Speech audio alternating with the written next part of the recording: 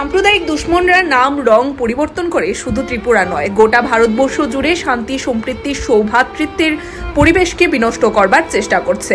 জাত, ধর্ম, বর্ণের নামে বিভাজনের রাজনীতি ভারতবর্ষ জুড়ে এবং ত্রিপুরার মধ্যে রাজনীতি আমদানি করার চেষ্টা করা হচ্ছে। এর বিরুদ্ধে বাম যুব সংগঠন এবং প্রগতিশীল বামপন্থী সংগঠনগুলি অতীতের মতো আজও সরব। প্রয়াত প্রাক্তন বাম যুব নেতা তপন চক্রবর্তীর শহীদান দিবসে এই মন্তব্য করলেন ভারতের গণতান্ত্রিক যুব ফেডারেশনের রাজ্য সভাপতি পলাশ ভৌমিক। 2000 সালের 31শে আগস্ট শান্তির সভা শেষ করে ফেরার পথে দুর্বৃত্তদের গুলিতে শহীদ হয়েছিলেন খোয়াই নদীর খেয়াঘাটে তৎকালীন বাম যুব নেতা তপন চক্রবর্তী। প্রতি বছরই তার শহীদান দিবস পালন করে থাকে যুব সংগঠন। এবছর প্রয়াত তপন চক্রবর্তী 24তম শহীদান দিবস এবং বৃহস্পতিবার সকালে মেলার মাঠ ছাত্র যুব ভবনে হয় শহীদান দিবসের অনুষ্ঠান। প্রয়াতের প্রতিকৃতিতে শ্রদ্ধা নিবেদন করেন সংগঠনের রাজ্য সভাপতি পলাশ ভৌমিক, এছাড়াও সম্পাদক নবারুণ দেব সহ অন্যান্যরা। রাজ্যের যুব আন্দোলনের অগ্রণী নেতা কমরেড তপন চক্রবর্তীর আজকে 24তম শহীদ দিবস। 2000 সালের 31শে আগস্ট এমনই একটি দিনে সন্ধ্যারাতে খোয়াই নদীর তীরে শান্তিনগরের খেয়াঘাটে সাম্প্রদায়িক দুর্বৃত্তদের আক্রমণে নিহত হয়েছিলেন তপন চক্রবর্তী।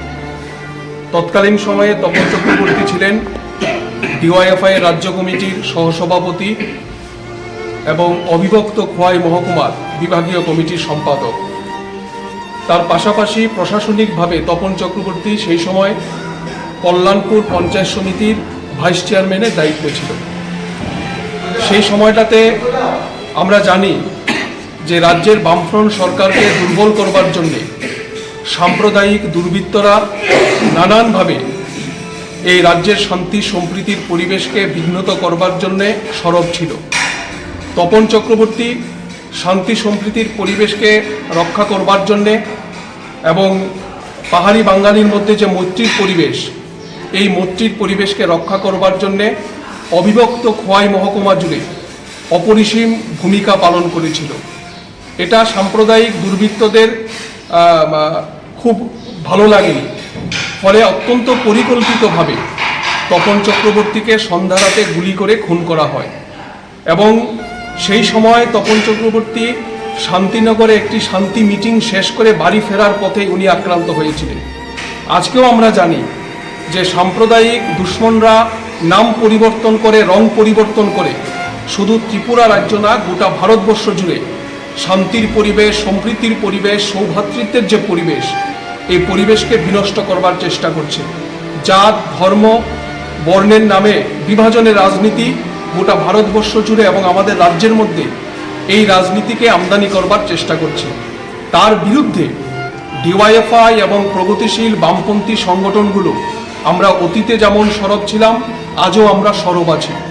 সেদিন তপন চক্রবর্তীকে খুন করার মধ্য দিয়ে যারা মনে করেছিল যে খোয়াই জুড়ে এবং রাজ্যের মধ্যে বাম প্রগতিশীল আন্দোলনকে দুর্বল করতে পারবে, দুর্বল কিন্তু তারা করতে পারেনি। হ্যাঁ, আজকে হয়তোবা একটা প্রতিকূল পরিস্থিতির সামনে আমরা আছি ডিওয়াইএফআই কিংবা বামপন্থী প্রগতিশীল সংগঠনগুলো, কিন্তু শান্তি সম্প্রীতি রক্ষার যে লড়াই, সাম্প্রদায়িক দুর্বৃত্তদের বিরুদ্ধে যে লড়াই, এই লড়াইয়ে এখনও আমরা সামনের সারিতে আছি।